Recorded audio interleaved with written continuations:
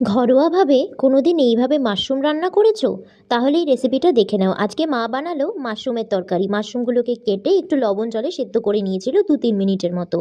একটা ব্লেন্ডার জারে পেঁয়াজ, আদা, রসুন, কাঁচা লঙ্কা আর কিছুটা টমেটো দিয়ে ভালো করে পেস্ট করে নেবে। এখানে একটা পেঁয়াজ, একটা টমেটোই আছে, একটা কাঁচা লঙ্কা, কিছুটা আদা আর হচ্ছে ৪-৫টা রসুনের কোয়া। এরপর সর্ষের তেলে আলুর টুকরোগুলোকে একটু লবণ হলুদ দিয়ে ভেজে নিতে হবে। তারপরেই এর মধ্যে মাশরুমগুলো দিয়ে দিতে হবে। যেহেতু সেদ্ধ করার সময় লবণ দেওয়া হয়েছিল, তাই এই ভাজার সময় লবণ বা হলুদ কোনোটাই দেওয়া হলো না। এরপর সর্ষের তেলে একটু গোটা গরম মশলা দিতে হবে, একটু ১ চামচের মতো গোটা জিরে দিয়ে একটু একটা পেঁয়াজ কুচো দিয়ে ভালো করে ভেজে নিয়ে যে পেস্টটা আমরা তৈরি করে রেখেছিলাম সেইটা এর মধ্যে দিয়ে খুব ভালো করে মিক্স করতে হবে। এবার এর মধ্যে মশলার মধ্যে কিছুটা হলুদ গুঁড়ো, কিছুটা কাশ্মীরি লাল লঙ্কার গুঁড়ো রঙের জন্য, একটু জিরে গুঁড়ো, ধনিয়া গুঁড়ো এর মধ্যে দিয়ে দিতে হবে। দিয়ে সবটা খুব ভালো করে কষিয়ে নিতে হবে। যখন এটা খুব ভালোভাবে কষানো হয়ে যাবে, সামান্য একটু চিনি দিতে হবে আর ২ চামচ ফ্যাটানো টক দই দিতে হবে। দিয়ে ভালো করে মিক্স করে নিতে হবে।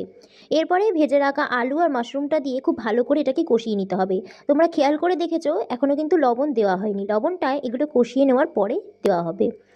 অনেকটা কষিয়ে নেওয়ার পরে এর মধ্যে স্বাদমতো লবণ দিয়ে আরও ভালো করে একটু কষিয়ে নেওয়া হলো।